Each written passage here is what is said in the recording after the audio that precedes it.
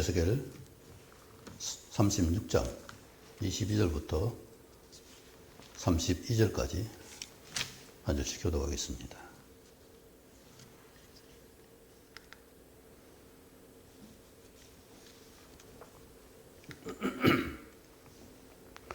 교독합니다. 그러므로 너는 이스라엘 족속에게 이르기를 주 여호와께서 이같이 말씀하시기를 이스라엘 족속아 내가 이렇게 행함은 너희를 위함이 아니요 너희가 들어간 그 여러 나라에서 더럽힌 나의 거룩한 이름을 위함이라.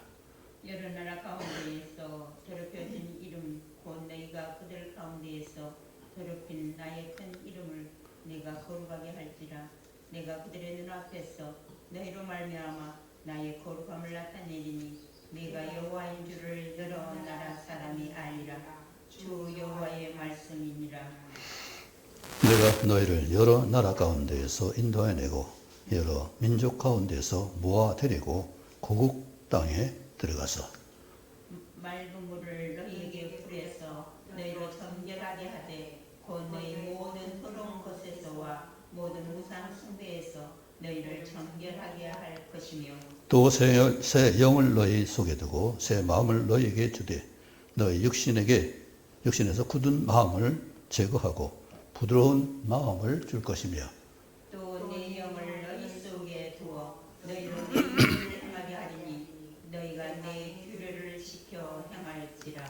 내가 너희 조상들에게 준 땅에서 너희가 거주하면서 내 백성이 되고 나는 너희 하나님이 되리라.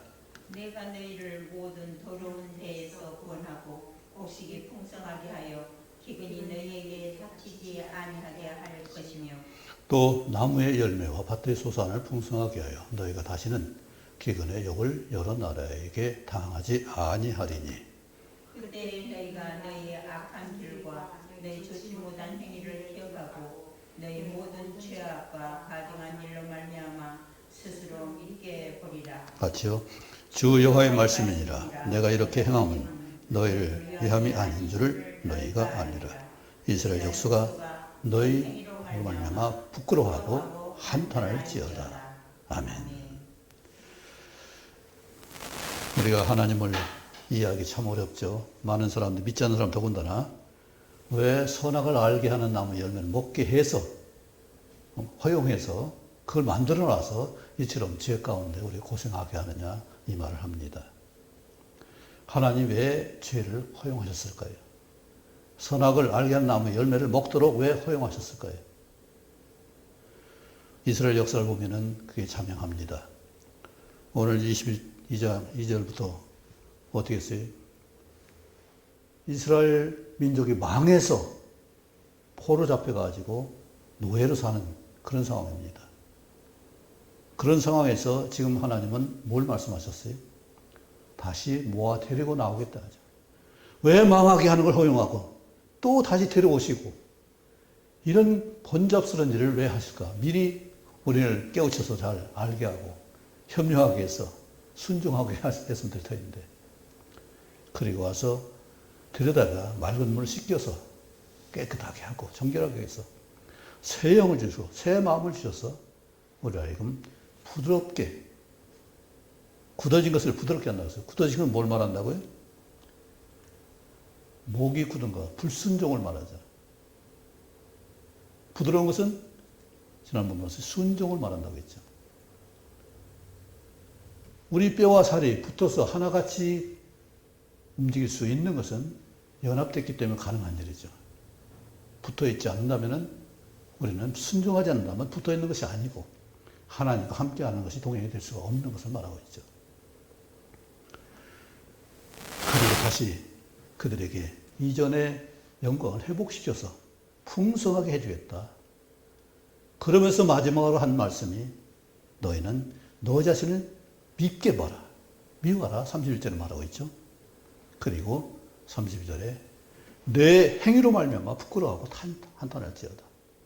결국은 죄를 허용하신 목적은 내가 죄 앞에서 이렇게 약하고 부족하고 죄성이 이렇게 많은 것을 온전하게 깨닫고 돌이킬 것을 말씀하고 있는 거죠.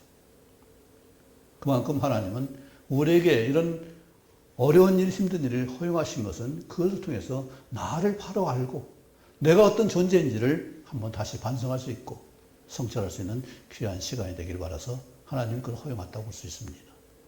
나는 정말로 나 자신을 부끄러워하고 한탄해본 일이 얼마나 있는가. 정말로 나는 하나님 앞에 회개하고 진정한 고백을 했는가. 우리 베냐민 지파의 사울이라는 분은 놀랍게 하나님이 사무엘 선지자 부름을 만남을 받았어요. 근데 아쉽게도 그가 자기 지혜로 자기 명철로 사무엘 선지자를 만난 것이 아니라 같이 데려오던 하인이 야 우리 그 사울이 이제는 너무 시간도 지나고 아버지가 오히려 우리도 걱정하겠다. 나기보다는 우리보다 우리를 걱정할 것이다. 그러면서 돌아가자 했을 때 그 하인이 여기에 우리나라의 최고의 선지자 사무엘이 계십니다. 그분을 뵙고 가십시다. 그러니까 사울이 어떻게 했어요? 야, 그러면 예물이 필요한데 우리 예물 없지 않냐? 돈이 없지 않냐? 돈이 조금 있으니까 이것으로 들여서 만나보십시다. 이런 조언을 통해서 사무엘을 만났어요. 그 스스로 지혜가 아니라 그 스스로의 용기가 아니라 다른 사람 도움을 통해서 사무엘을 만날 수 있었습니다. 그런데 사무엘이 그를 만나고서 내가 변화의 새 사람이 될 것이다. 사무엘상 9장, 10장, 11장에 있는 말씀입니다. 그런데 사울이 새 사람 됐나요? 안 됐나요? 돼가지고 변했어요.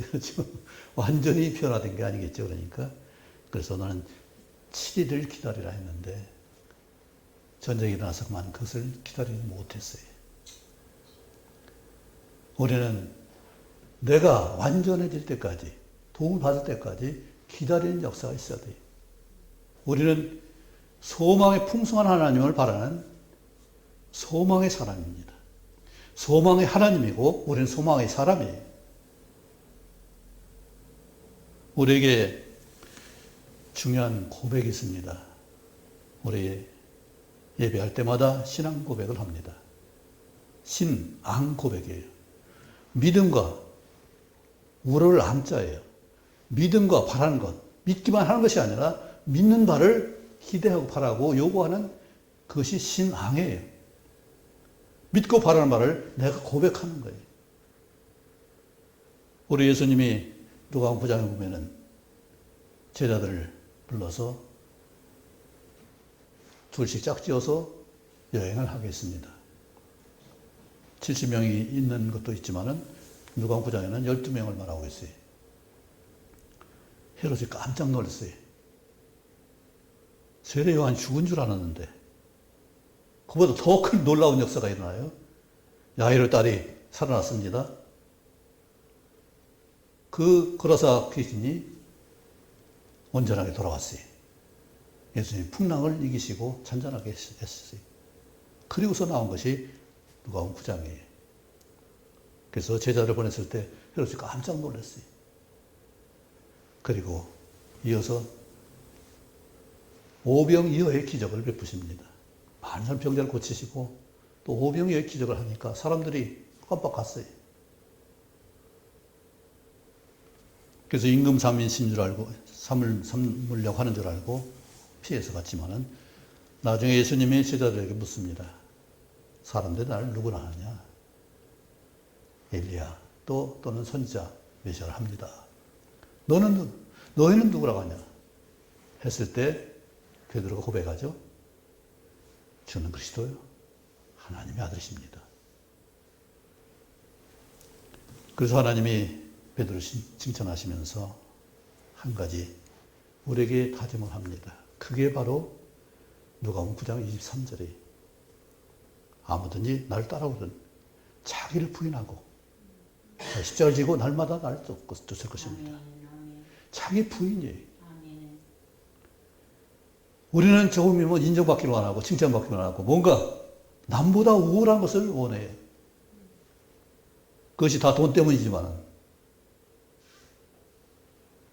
또 어떤 위치 때문에 그렇죠. 체면돼 버렸잖아요.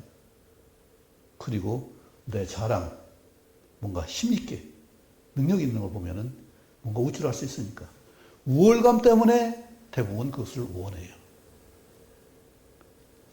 우리 습관성 그렇게 돼요. 인정받으면은 계속 그런 수준인 줄 알고 자기를 그런 레벨에 올려놓고서 그렇게 살아요. 근데 하나님은 어떻게 했어요? 하나님은 우리와 모든 사람을 똑같은 자녀요. 하나님 권속으로 보십니다. 그런데 똑같은 형제자매가 같은 권속이 너 나에게 비교하는 걸 보면은 하나님이 얼마나 마음 아프실까? 그렇잖아요. 우리 부모가 자식이 서로 비교하면은 얼마나 불편해요. 하나님이 우리 믿는 크리스천들 볼 때 지금 아웅당하는 걸 보면 얼마나 참 안타까우실까. 이게 내 자식인지 저게 사탄의 자식인지 어떻게 알겠어요? 하나님 아시잖아요. 태중에 있는 에서와 야곱을 미리 아신 분이시라면 이미 진행하고 있는 그 사람들 그 속을 다 모르겠어요? 하나 심판하신 하나님이라면 그 앞에서 어떻게 다른 사람을 비방하고 비난하고 헐뜯고 욕할 수가 있겠어요? 에스겔을 많이 건너뛰었습니다. 왜 그러냐면은 주변 국가에 대한 경계와 심판을 말하고 있기 때문에 우리는 이미 그 심판을 다 알고 있어서 그것은 크게 현실적으로 중요한 것이 아니기 때문에 건너뛰었습니다. 그리고 이제 회복을 위해서 이스라엘 민족의 어떤 것을 하나님이 원하시는지 우리는 새 마음 새 영 중요합니다. 그것을 바로 알고 유지하려면 오늘 32절에 있는 말씀이 진정으로 내 삶의 밑바탕이 되어야 돼. 너의 행위로 말미암아 내 행위 모든 것이 낱낱이 다 드러날 겁니다. 하나님 앞에 다 은밀한 중에 다 보신 하나님께 다 아시고 계세요. 내 속마음도 생각도 계획도 다 알고 계세요. 마음에 음욕을 품는 그 자체가 간음이라고 했다면, 미움 자체가 살인이라고 했다면, 우리 속에 있는 경건치 못한 생각들이 정말 부끄럽게 하나님 앞에 통의 자복이 나와야 되는 것이 바로 우리 회개의 실제가 되어야 돼요. 우리는 포장이 잘 되는지는 모르겠어요. 나는 11조도 잘하고 감사한 것도 잘하고 또 봉사도 잘하고 또 전도도 잘하고 많은 주변에서 모범적인 그리스도인이라는 것을 칭호를 받을 수 있을지 모르겠습니다. 그런데 골방에서 하나님 앞에서 내가 나 자신 어떤 존재인지를 다시 한번 돌아볼 수 있고 하나님 보시는 나를 한번 내가 돌아볼 수 있기 바랍니다. 이스라엘 백성들이 얼마나 당당한 백성이었어요. 그러함에도 그들은 목이 곧은 백성이라고 했어요. 내 생각이, 내 위치가, 나의 모든 소유가 나의 생각이 전체였어요. 지금도 마찬가지죠. 왜 사람들이 욕심에 빠져요? 왜 죄에 빠져요?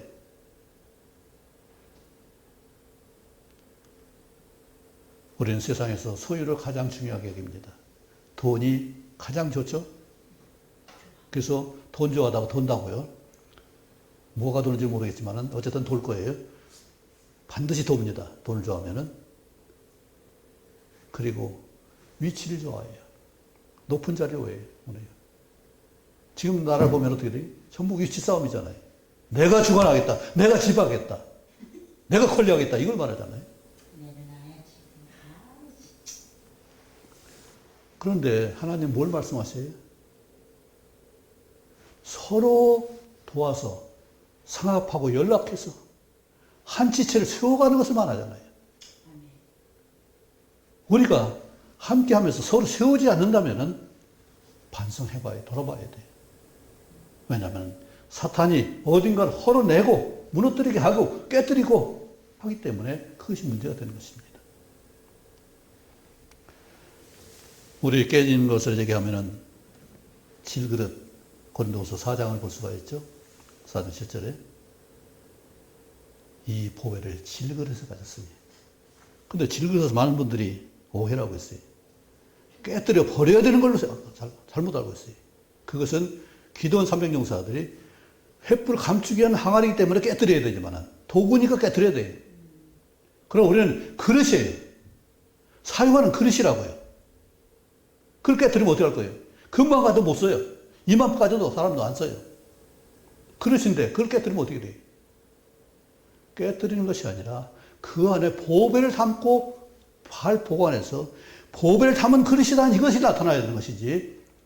그걸 깨뜨려가지고 어떻게 그죠? 화분 깨지면 알맹이만 어떻게 쏟아 어디다 놓을 거예요? 하원에 가서 제가 분재를 하나, 자루에 든 분재를 하나 샀습니다. 싸기 때문에 샀어요. 다만 나무가 필요하기 때문에. 그게 5,000원인가 10,000원 정도 샀어요. 한 1m 정도 됐는데. 그런데 그릇은 20,000원을 줬어요. 화분은. 그 지금까지 잘 크고 잘 자라고 있는데, 질그릇이 품위 갖고 못 쓸 것이 아니에요. 질그릇에 담는 것이 중요하죠. 우리 명품백 때문에 좀 참 나라가 시끄러운데, 백 속에 들은 것이 중요하잖아요. 그런데 얼마짜리냐가 중요해요. 거기에 들은 것을 다 돈 가방인지 수건 가방인지 아니면 휴지 가방인지 뭔가 책 가방인지 구분할 수 있잖아요. 거기에 보배를 담은 그릇이 돼야 그것이 겉에 낡았든지 또 뭐 볼품 없든지 그럴지라도 거기에 담긴 것이 귀하니까 우리가 나귀에 예수님을 예수님 태운 나귀 자신이 귀한 것이 뭐예요? 예수님 태웠기 때문에 귀한 거잖아요. 우리는 내 자신을 깨뜨려서 하는 것이 아니라 내 자신이 그리스도를 담을 수 있는 그릇이 되길 원합니다. 너무 작아서 예수님 한 말씀도 담지 못한다면 문제가 됩니다. 예수님의 귀한 말씀 한 말씀 다 내 속에 담길 수 있고 거기서 우러나오고 거기서 꽃이 피고 거기서 어우러질 수 있는 이 은혜가 될 수 있길 원합니다. 정말로 우리는 나를 깨뜨리는 것이 아니라 내 속에 담는 것을 위해서 나를 금가지 않게 잘 보호해야 돼. 나를 관리해야 돼. 솔로몬처럼 아무리 많이 가지고 부해도 결국은 하나님께 버려지는 역사를 한다면 얼마나 그건 깨뜨려지는 거예요. 그런데 하나님은 깨뜨리지 않고 그것을 보호하고 그 안에 계시기를 원하시. 지난번 므낫세에 말했죠. 크게 겸비했다고 했어요. 므낫세를 크게 겸비했다고 했어요. 마지막에 포로 잡혀가지고 그때 힘들고 어려우니까 그때 하나님 만나서 그래서 크게 겸비했다는 므낫세에 그런 말을 했어요. 그만큼 하나님은 고쳐 쓰기를 원하세요. 그 속에 아름다운 하나님의 능력을 담기를 원하세요. 우리 고백이 이런 고백을 통해서 베드로가 하나님의 아들이시라는 그 고백했을 때 너는 자기 부인을 해야 된다. 그가 나는 죽을지언정 주님 따르겠습니다 했을 때 내가 새벽다고 울기 전에 이미 벌써 너는 나를 부인할 것이다. 미리 했습니다. 내 그릇이 주는 부인이 하지 않고 예수의 생명이 나타나고 능력이 나타나고 권능이 나타날 수 있는 우리 그릇이 되도록 나를 잘 관리하고 내 속에 담긴 하나님의 역사를 날마다 묵상하고 또 그걸 나누고 함께하는 이 역사가 있길 원합니다. 부끄러워하고 한탄한 것이 내 잘못함을 고치고 다듬어서 정말 내 안에서 하나님이 영광스럽게 나타나는 그 영광의 빛이 내 안에서 풍겨 나올 수 있고 뿜어져 나올 수 있는 우리 모두들 간절히 원합니다. 그래서 내가 진정으로 결국 하나님 영광을 드러낼 수 있고 하나님과 갈 수 있고 하나님 함께하는 이 아름다운 삶을 살 수 있는 복된 삶으로 들어지기 원합니다. 오늘 새 마음과 새 영을 우리가 말하기보다 이미 영이 성령이 하시는 일을 나를 드러내는 일이 내 구석구석 잘못된 것을 드러내는 일이 성령이 충만하다는 것은 성령이 불불하는 것은 내 속에 있는 죄를 태우기 위해서 그런 거예요.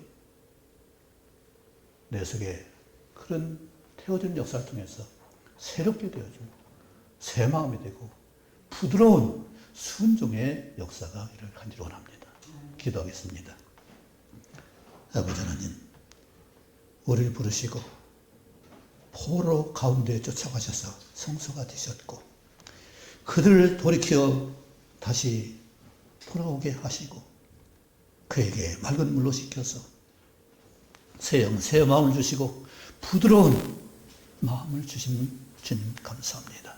우리에게 내 것이 아니라 오직 그리스도의 것으로 충만하게 역사하시며 나를 부인할 수 있는 진정한 고백이 날마다 시시로 일어날 수 있도록 도우셔서 내 것이 아니라 주님 것으로 사는 놀라운 역사 있게 하시고 나를 버리는 것이 아니라 주의 것으로 드리는 삶이 되도록 저희를 주장해 주옵소서. 예수님 이름으로 기도합나이다. 아멘.